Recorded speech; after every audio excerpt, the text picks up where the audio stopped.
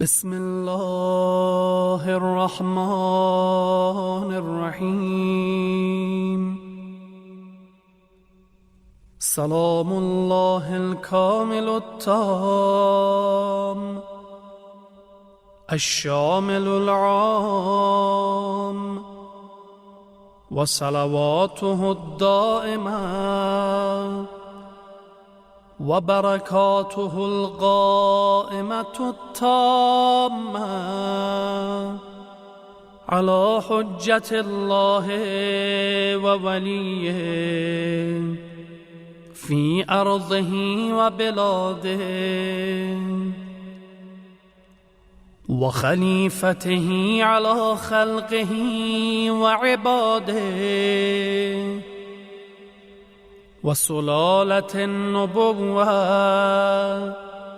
وبقية العترة والصفوة، صاحب الزمان ومظهر الإيمان وملقن أحكام القرآن ومطهر الأرض وناشر العدل في الطول والعرض، والحجة القائم المهدي الإمام المنتظر المرضي وابن الأئمة الطاهرين الوصي ابن الأوصياء المرضين الهادي المعصوم ابن الأئمة الهداة المعصومين. السلام عليك يا معز المؤمنين المستضعفين، السلام عليك يا مضل الكافرين المتكبرين الظالمين، السلام عليك يا مولاي يا صاحب الزمان، السلام عليك يا ابن رسول الله، السلام عليك يا ابن أمير المؤمنين، السلام عليك يا ابن فاطمة الزهراء سيدة نساء العالمين،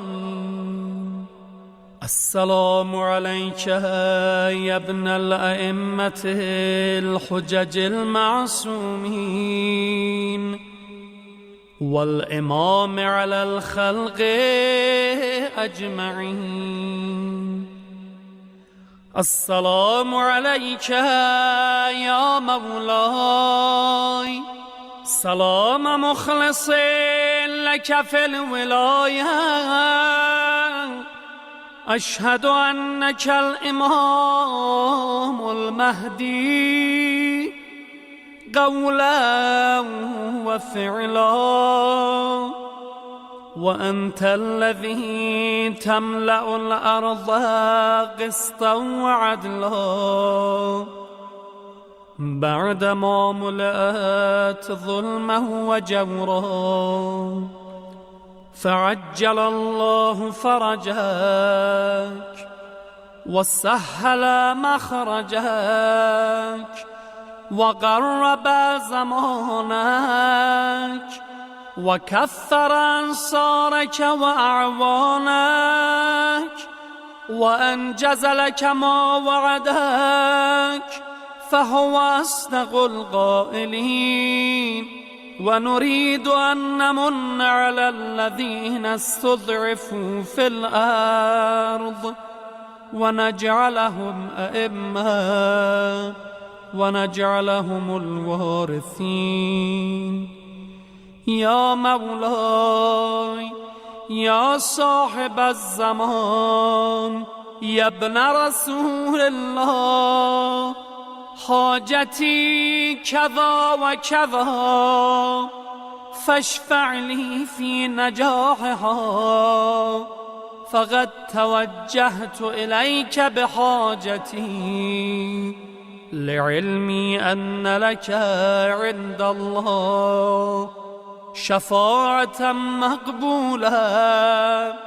ومقاما محمودا، فبحق من اختصكم بأمره وارتضاكم لسره، وبالشان الذي لكم عند الله